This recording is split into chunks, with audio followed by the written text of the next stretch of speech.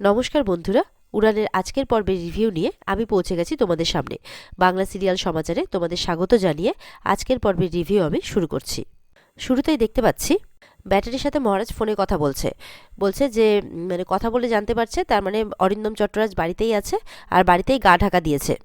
ওদিকে অফিসার তো আমাদেরকে এভিডেন্স জোগাড় করতে বলেছে যে করেই সম্ভব। তো ব্যাটারি বলছে ক্যামেরা কিনবেন না? বলছে অবশ্যই কিনবো, ক্যামেরাও কিনবো আর সমস্ত এভিডেন্সও খুঁজে বের করব, সত্যিটাকে খুঁজে বের করতেই হবে, এভাবে বলছে মহারাজ। তখন পূজা বাথরুম থেকে বেরিয়ে শুনতে পায়, বলে যে কোন সত্যিটা খুঁজে বের করবেন? তখন মহারাজ বলছে আমার উপর গোয়েন্দাগিরি না করে নিজের পড়াশোনাতে মন দাও। পূজা বলছে ক্যামেরা কেনার কথা বলছিলে শুনছিলাম। মহারাজ বলছে অ্যাপটা চালু করতে হবে পূজা। তখন পূজা বলছে যে হিডেন বক্সিংয়ের টাকাই নয়। মহারাজ তখন মনে মনে বলছে হিডেন বক্সিংকে আর এমনি খেলি পূজা? ওই অরিন্দম চট্টরাজকে আমি ছাড়বো না, শাস্তি দিয়েই ছাড়বো। এদিকে তো অরিন্দম চট্টরাজ আর তার ওয়াইফের অবস্থা খারাপ, কারণ তারা যে এভিডেন্সটা হাতে পেয়েছে সেটা ফলস। সোমনাথ তো অরিজিনাল এভিডেন্সটা তাদের হাতে দেয়নি, হার্ড ডিস্কটা। তখন রুমেল আর অরিন্দম মিলে সোমনাথকে বলছে তুমি কি চাও সোমনাথ? সোমনাথ তখন বলছে 10 গুণ। সোমনাথ তখন হাসতে হাসতে বলছে 10 গুণ। এরা তো অবাক হয়, বলে কি? বলে হ্যাঁ, আমি অত কষ্ট করে মহারাজের ঘরে গিয়ে হার্ড ডিস্কটা চুরি করলাম, তার জন্য ওই কটা টাকা? আর ওদিকে কিন্তু মহারাজের বাবা সবটা শুনছে আর অবাক হচ্ছে। অরিন্দম বলছে ঝড়ে পড়ে যাবে কিন্তু। সোমনাথ বলছে আপনি আমার অ্যাকাউন্টে 10 গুণ টাকা পাঠান, দেখবেন আমি কোনো ঝড়ে পড়ব না। অরিন্দম বলছে পেয়ে যাবে। সোমনাথ তো পরিষ্কার বলছে আপনি ওদিকে হেরিটেজ মার্কেট পোড়াচ্ছেন, তার সমস্ত কুকীর্তির রেকর্ড তো ওই ভিডিওতে আছে, আপনি পেয়ে যাবেন আর আমাকে আমার টাকাটা পাঠিয়ে দেবেন। এই সমস্ত কথা বলে নাচতে নাচতে কিন্তু উপরে চলে যায় সোমনাথ। আর এদিকে মহারাজের বাবা দৌড়ে আসে, শুনে অবাক হয়ে যায়। এদিকে মহারাজের বাবা বলছে মহারাজকে এক্ষুনি জানাতে হবে। আর এদিকে ওপরে পূজা গান করতে করতে পড়ছে। মহারাজ তো রেগে যাচ্ছে, এটা কি হচ্ছে? পূজা বলছে ওহ, বুঝতে পারছো না? আমি গান গাইতে গাইতে পড়লে ওই হার্ড ড্রাইভটার কথা ভালো করে চিন্তা করতে পারছি। মহারাজ বলছে তোমাকে ওঠার কথা চিন্তা করতে হবে না, তুমি তোমার পড়াতে ধ্যান দাও। এই বলে তাদের মধ্যে আবার বচসা শুরু হয়ে যায়। পূজা বলছে এরকম হুকুম করলে আমি কিছু করতে পারবো না, ভালো করে পড়লে বললে অবশ্যই করব। তখন মহারাজ হাত জোর করে বলছে আচ্ছা, ডেটা রিকভারি কতটা কঠিন কাজ এটা বুঝতে পারছেন আপনি মহারানী? জানেন? বলছে অনেক কঠিন কঠিন কোডিংয়ের সাহায্যে সেটা রিকভারি সম্ভব। তাছাড়া কানের কাছে এরকম মশার গানের মতো গান করতে থাকলে আমি এসব করতে পারছি না, বুঝতে পেরেছেন? মহারাজের কথা শোনার পর পূজা মনে মনে বলছে যে তুমি তোমার মতো করে এভিডেন্স খোঁজার চেষ্টা করো, আর আমি চেষ্টা করব আমার মতো করে, বাংলা প্রসেসে, তাই বলছে। এরপর পূজা আর মহারাজ কথা বলতে বলতে সেখানে মহারাজের বাবা ডাকছে বাইরে দরজা দিয়ে আস্তে আস্তে যে দরজাটা খোল, দরজাটা খোল। মহারাজ বলছে দেখো তো দেখো তো বাবা এইভাবে ডাকছে কেন? পূজা যেই দরজাটা খুলছে তখনই দৌড়াতে দৌড়াতে তার বাবা ঢুকছে। ঢুকেই বলছে আমি যেটা ড্রয়িং রুমে শুনলাম না, সেটা শুনলে তোরা চমকে যাবি। তারপরে আবার ভাবছে যে বলার পর মহারাজ সোমনাথকে এমন মার মেরেছে যে সোমনাথ পুরো একদম মরেই গেছে ডাইরেক্ট। আর এই কথাটা ভেবেই মুখটা বন্ধ করে দেয়, না মহারাজকে বলা যাবে না, বললেই তখন এখানে কেলেঙ্কারি কাণ্ড বেঁধে যাবে, আবার পুলিশ পুলিশ কোর্ট কেস কাছারি এইসব শুরু হয়ে যাবে। মহারাজ বলছে কি হয়েছে বাবা, কি ভাবতে শুরু করে দিয়েছো?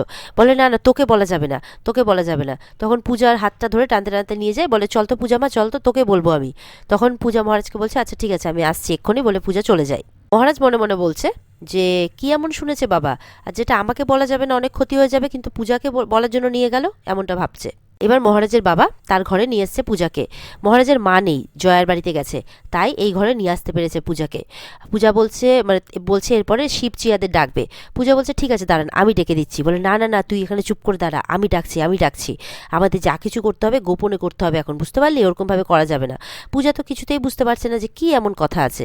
এরপর মহারাজের বাবা শিবকে ফোন করে ডেকে নেয়, আর চিয়া আর মিলিকেও। পূজা বলছে আচ্ছা বাবা, কি এমন কথা বলুন তো যে আপনি মিস্টার মাথা গরমের সামনে বলতে পারলেন না? আমার যতদূর মনে হচ্ছে আপনি তো মিস্টার মাথা গরমকেই কথাটা বলতে গেছিলেন, তাহলে বললেন না কেন? এরপর তো শিবচিয়াও ঘরে আসে, বলে কি হয়েছে কি হয়েছে এত রাত, মানে এরকম ভাবে ডাকলো আর কি এই সময়। তখন সব সত্যিটা মহারাজের বাবা সবাইকে বলে আর কি। তখন পূজা বলছে তার মানে আমার সন্দেহটাই ঠিক ছিল, ওই মন্দির চত্বরে আগুন লাগানো থেকে শুরু করে আপনার মেজো ছেলের উপরে অ্যাটাক, সব কিছুর ওই কুকীর্তির প্রমাণ ওই এভিডেন্সের মধ্যে, মানে ওই হার্ড ড্রাইভের মধ্যে আছে, আর যেটা আপনার ছেলে চুরি করেছে। চোরের উপরে বাটপারি! এটা শুনে তো পূজার বাবা মানে শ্বশুরমশাই অবাক হয়ে যায় যে বলিস কি রে? তখন পূজা বলছে এটা হারিয়ে গেছে বলে আপনার মেজো ছেলের ঘুম উড়ে গেছে। চিয়া বলছে তাহলে তো শাস্তি হওয়া উচিত। পূজা বলছে হ্যাঁ হবে। তারপর বলছে কিছু মনে করো না চিয়া, উনি তোমার বাবা, আমি জানি তোমার হয়তো কষ্ট হবে, কিন্তু উনি যেই দোষ করেছেন তার শাস্তি ওনাকে পেতেই হবে। চিয়া বলছে আমিও তাই চাই দি, আমি যে একজন এত বড় একজন ক্রিমিনালের মেয়ে, সেটা ভাবতেই আমার লজ্জা করছে, আমি লজ্জিত। চিয়া বলছে, তুমি ছেড়ে দিও না দি, এতগুলো মানুষের এত ক্ষতি করার জন্য ওনাকে শাস্তি পেতেই হবে, তুমি শাস্তি দাও। মহারাজের বাবা বলছে যে শাস্তি দেওয়ার আগে তো হার্ড ড্রাইভটা নিতে হবে। তখন পূজা বলছে, সে তো নেবই বাবা, ছলে বলে কৌশলে যেভাবেই হোক না কেন সেই হার্ড ড্রাইভটা আমরা নিয়ে উদ্ধার করবই। তাহলে এবার ডাকাতের ঘরে ডাকাতি করার জন্য সবাই প্রস্তুত তো? সবাই বলে হ্যাঁ। এই বলে সবাই একসাথে হাত মেলায়। এরপর তো পূজা ঘরে আসে। ঘরে আসতেই মহারাজ বলছে, কি হয়ে গেল সমস্ত গোপন আলোচনা, তোমাদের সিক্রেট আলোচনা? তখন পূজা বলছে, উফ বেশি বকবক করো না তো, আমাকে এখন ঘুমোতে দাও। মহারাজ বলছে, কি ঘুমোবে শুনি? মহারাজ কিন্তু বলতেই আছে, এই যে কি ব্যাপার, সবসময় তো মুখে খই ফুটতে থাকে, তাহলে এখন চুপ করে গেলে যে? তখন পূজা বলছে, উফ একটু ঘুমোতে দাও তো, কালকে এমনি আমার অনেক বড় একটা মিশন আছে, ঘুমোতে দাও, নাহলে সব ঘেটে যাবে। এই বলে পূজা আবার ঘুমিয়ে পড়ে।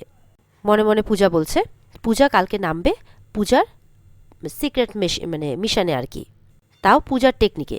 তখন মহারাজ বলছে, কি এত ভাবছো বলো তো, কি চলছে, কোন মিশনের কথা তুমি বলছো? দেখো এরকমভাবে কিন্তু লুকিয়ে যেও না কথা, আমাকে বলো। মহারাজ বলছে, এখন কিন্তু পড়াশোনা ছাড়া অন্য কিছু মাথাতে আনবে না, খুব খারাপ হয়ে যাবে তাহলে। মহারাজ বলছে, এখন এই সমস্ত ভাবনা ছাড়ো, পড়াশোনার দিকে ধ্যান দাও, আর কলেজে রুমেলার হাত থেকে বেঁচে কিভাবে নিজের পথে এগিয়ে যাবে সেটা ভাবো। পূজা মনে মনে ভাবছে, পতির ভাবনা স্ত্রীর ভাবনা হয়, বুঝেছো? আমি এখন সেটাই ভাববো। এবার এই কথাবার্তা চলতে চলতে মহারাজের ফোনে ফোন আসে। ব্যাটারি ফোন করেছে, ফোন করে ইনফরমেশন দিচ্ছে যে চট্টরাজ ফ্যামিলি মানে অরিন্দম চট্টরাজ দেশ ছেড়ে পালানোর নাকি প্ল্যান করছে। এটা শুনে তো মহারাজ আর পূজা দুজনেই অবাক হয়ে যায়। দিয়ে বলছে যে, কি বলছিস তুই, এবার তো আমার দুশ্চিন্তা হচ্ছে। বলে, হ্যাঁ আমাদেরকে এবার যে করে হোক এভিডেন্সগুলো খুঁজে বের করতেই হবে স্যার। ব্যাটারি বলছে, হ্যাঁ রে পারতেই হবে, কিন্তু পারবো কি না আমার তো এবার খুব দুশ্চিন্তা হচ্ছে, কি যে হবে, আমাকে নিজেকে খুব অকর্মণ্য বলে মনে হচ্ছে এবার। পূজা তো ওইদিকে আরও চিন্তায় পড়ে যায়। মহারাজ বলছে, তাহলে কি এভিডেন্সের অভাবে অরিন্দম চট্টরাজ ছাড়া পেয়ে যাবে? পূজা মনে মনে বলছে, না মিস্টার মাথা গরম, এবার অরিন্দম চট্টরাজ ছাড়া পাবে না, দোষী এবার শাস্তি পাবেই। এরপর মহারাজ আর মহারাজের বাবা ব্রেকফাস্ট বানাচ্ছে সবার জন্য, মহারাজের বাবাই বানাচ্ছিল। তারপরে মহারাজ যায়, তখন বলছে, পূজা কোথায় বাবা? বলছে, ওর একটু আর্লি ক্লাস ছিল, ও বেরিয়েছে, তুই তো জানিস না তাই, কিন্তু এটা তো সব প্ল্যানের অংশ আর কি। পূজা কোথায় গেছে সেটা মহারাজের বাবা বলছে না। এরপরে মহারাজ হাতে হাতে করতে থাকলে তখন মহারাজের মা আর প্রিয়াঙ্কা আসে। মহারাজের মা গেছিল আর কি জয়া মাসির বাড়িতে, সেখান থেকে চলে আসে। এসে বলছে, কি ব্যাপার এত বেলা হয়ে গেল এখনো ব্রেকফাস্ট হয়নি? বলে, এই তো বানাচ্ছি। বলে, বানাচ্ছ, বাড়ির বউ কোথায়, পূজা কোথায়? বলে, ওর একটু আর্লি ক্লাস ছিল তাই বেরিয়েছে। বলছে, বাহ, বাড়ির বউ বাড়ির কাজ না করে বেরিয়ে গেছে। তখন মহারাজ বলছে, বাড়িতে তো আরেকটা বউ আছে, সেও তো একটু হাতে হাতে কাজ করতে পারে। তখন প্রিয়াঙ্কা বলছে, কি আমি এসব করব? আমি করব না, আমার মাথা খুব ধরেছে, আমার এখন এক কাপ চা চাই, চা খেয়ে মা আমি একটু রেস্ট নেব। মহারাজ বলছে, হ্যাঁ কি এমন কাজ করছিলেন শুনি? মানে মহারাজের বাবা বলছে আর কি, যে অনেক কাজ করছিলে বোধহয়, তাই না? পূর্ণিমা বলছে, ওর এত কাজ করার দরকার কি? মহারাজ বলছে, এত কথা বাড়িয়ে তো লাভ নেই, আপনার তো কাজটা দরকার, কাজটা হয়ে গেলেই তো হলো। ব্রেকফাস্টটা দরকার, আপনি ব্রেকফাস্টটা টাইম মতো পেয়ে যাবেন, ব্যাস, আর কথা বাড়িয়ে লাভ নেই। তখন মহারাজ তার বাবাকে বলছে, বাবা তাহলে তুমি ওনার অর্ডার মতো ব্রেকফাস্টটা তৈরি করে দাও, আমি এইসব ঝামেলার মধ্যে থাকতে পারবো না।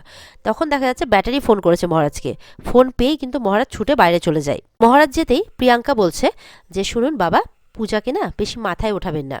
তখন মহারাজের বাবা বলছে, পূজা না আমার এই বাড়ির লক্ষ্মী, তাকে আমি মাথায় ওঠাবো না নিচে নামাবো সেটা আমি তোমার কাছ থেকে জানবো না, ঠিক আছে, সেটা আমাকেই দেখে নিতে দাও।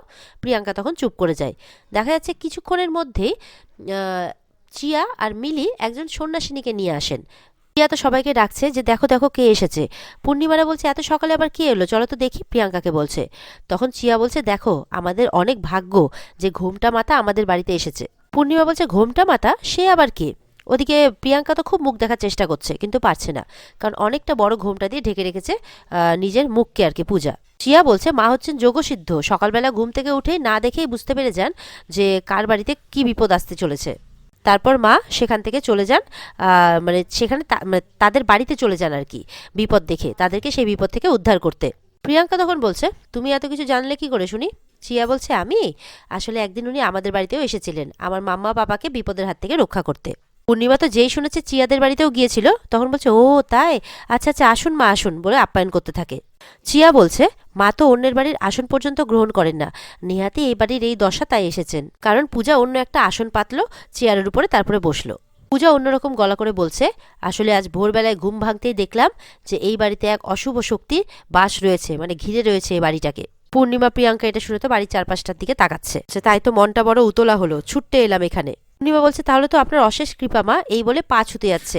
তখন পূজা পাটা সরিয়ে নেয়, বলছে যে আমাকে ছুবি না, আমি কোনো গৃহীর স্পর্শ নিই না। পূজা মনে মনে বলছে সর্বনাশ, আরেকটু হলেই যে মা আমার পায়ে হাত দিয়ে দিচ্ছিল। এদিকে প্রিয়াঙ্কা পূর্ণিমার হাত ধরে টানতে টানতে এক সাইডে নিয়ে যায়, বলছে এই মহিলাটাকে আমার জন্য কেমন কেমন কেমন একটু লাগছে। পূজা তখন বলছে তোর সাহস তো কম নয়, তুই আমার মুখ দেখতে চাইছিস। প্রিয়াঙ্কা আসলে মুখ দেখতে চাইছিল। তখন পূর্ণিমা বলছে কেন মা, তাহলে কি হবে? চিয়া বলছে মা কি আর যে সে মানুষ নাকি, একবার দিব্যদৃষ্টি যেই দিকে দেবেন আর কি, সব দিক জ্বলে পুড়ে যাবেন, খুব তেজস্বিনী মা, এইভাবে বলছে আর কি। তখন তো এটা শুনে পূর্ণিমা আর প্রিয়াঙ্কা ভয় পেয়ে যায়। আর পূজা এদিকে ঘোমটার তলে ভাবছে আর কি, যে আবার ধরা না পড়ে যায়। আর এখানে আজকের পর্ব শেষ হয়ে যায়। তো বন্ধুরা, এই ছিল আজকের পর্বের রিভিউ। তোমাদের ভালো লেগে থাকলে অবশ্যই পর্বকে লাইক, কমেন্ট আর সাবস্ক্রাইব করতে ভুলবে না। আর অবশ্যই পর্বের বিস্তারিত দেখতে, পর্বকে মানে ডিটেলসে দেখতে আর কি, স্টার জলসার পর্দায় চোখ রাখবে। তাহলে দেখা হচ্ছে আগামীকালকে নতুন পর্বের রিভিউ নিয়ে। ততক্ষণ সবাই ভালো থাকবে। টাটা।